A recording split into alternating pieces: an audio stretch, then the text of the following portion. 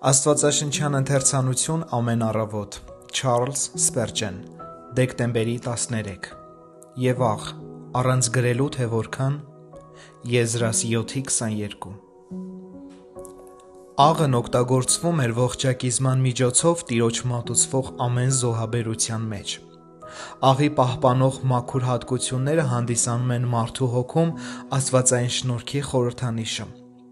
Մեր ուշադրությանն արժանի փաստ է այն, որ երբ Արտաշես թագավորն աղը տալիս էր Եզրաս քահանային, նա դա անում էր առանց սահմանափակման։ Կարելի է վստահ լինել, որ երբ թագավորների թագավորը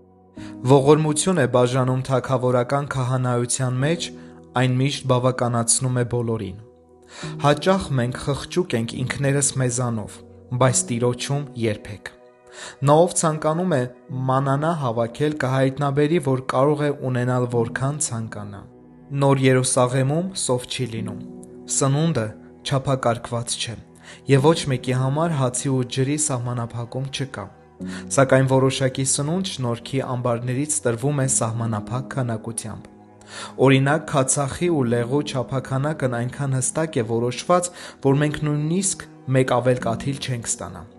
Փոխարենը շնորհքի աղի վերաբերյալ ոչ մի սահմանափակում չկա։ Խնդրեք ու կտրվի։ Ծնողները երբեմն ստիպված են երեխաներից թաքցնել որոշ անուշաղեններ, բայց աղի տուփը փակի տակ պահելու կարիք չկա, քանի որ երեխաները դժվար թե ագահաբար օգտագործեն այն։ Մարդը կարող է ունենալ չափից շատ գումար, չափից շատ հարգանք, բայց չի կարող ունենալ չափազանց շատ շնորհք։ Երբ Իսրայելը գիրացավ եւ ճարպակալեց, հեռացավ Աստծուց, բայց պետք չէ վախենալ նրանից, որ մարդը շնորհքի ավելցուկ կունենա։ Դա կտրականապես բացառված է։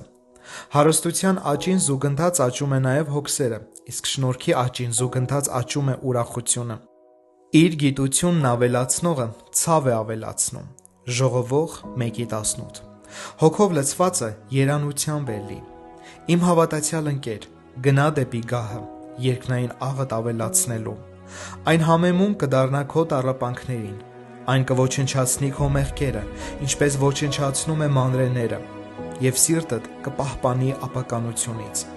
Քո կարիքը մեծ է, շատ խնդրիր ու շատ կստանաս։